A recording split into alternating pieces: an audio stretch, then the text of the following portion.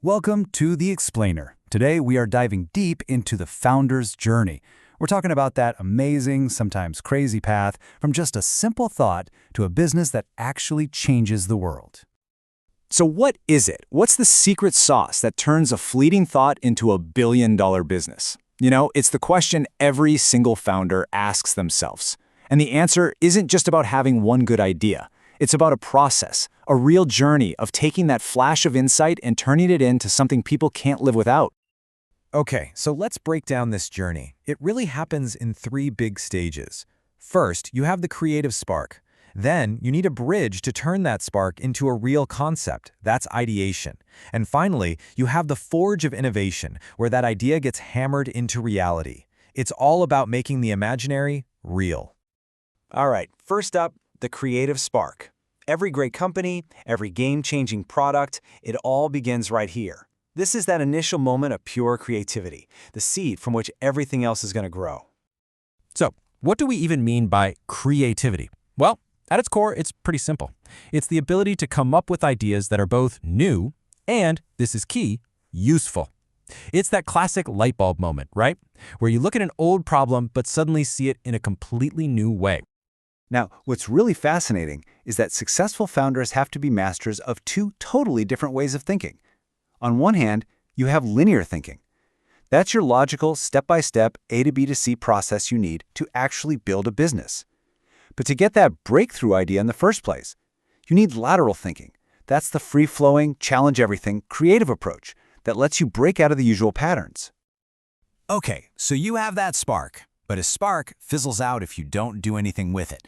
It needs a bridge to become a real concept. In that bridge, it's a structured process we call ideation. This is where you grab that idea and really start to give it some shape. And this ideation process isn't just random chaos. It actually follows a path called the innovation value chain. Think of it like a three-step assembly line for your ideas. First, you generate a ton of them. Then, you convert the best ones, which means you select them, fund them, and develop them. And finally, you diffuse them. You get the concept out into the world. Now, to get through that value chain, founders are constantly switching between two mental modes. First, they use divergent thinking. This is where you go wide, you brainstorm like crazy, and no idea is a bad idea. It's all about quantity. Then you have to flip a switch and use convergent thinking. This is where you get analytical, you get critical, and you narrow all those possibilities down to the one single path that is actually feasible and gonna work. And that leads us to the final and maybe the most intense phase. This is where your idea gets put to the ultimate test. Welcome to the forge. This is where action creates innovation. And, well, where the rubber meets the road. The management scholar Theodore Levitt just nailed the difference here.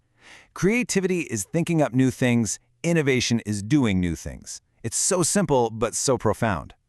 It's that critical leap from just having a thought to actually taking action. And looking at this, the distinction becomes crystal clear. Creativity is a cognitive thing. It's all about thinking and generating ideas. Its success is measured by how original it is. But innovation, that's about doing. It's about implementing that idea, turning it into a real product or service that has actual market value. Totally different games. And this is where it all comes together.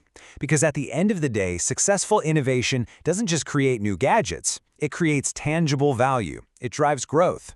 This is the engine that turns a cool idea into a sustainable, successful business. And look, innovation isn't just one thing. It can be incremental, like how the iPhone gets a slightly better camera every year. It can be disruptive. Think about how Uber completely changed the taxi industry forever. Or it can be pioneering, where you create something totally new that didn't even exist before, like how Pokemon Go brought augmented reality gaming to the masses. So what's the big takeaway from all of this? Well, the research is clear, and the data doesn't lie. There is a direct, positive link between a founder's creativity and the growth of their business. That initial spark we talked about, it's not just the start of the story. It's the fuel for the entire journey. So, we've gone all the way from that first little spark of an idea to making a real-world impact. But the last thing to remember is that this isn't a straight line with an endpoint. It's a continuous cycle. The world is always changing, which means the need for new sparks, new ideas, never ever ends. This journey from spark to scale, well, it's the very heart of entrepreneurship.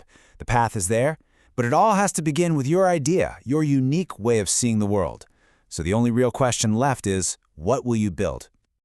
Thank you so much for joining us on The Explainer. If you found this explainer helpful, inspiring, entertaining, and informative, please share, like, and subscribe. Watch for the next upload. Thank you.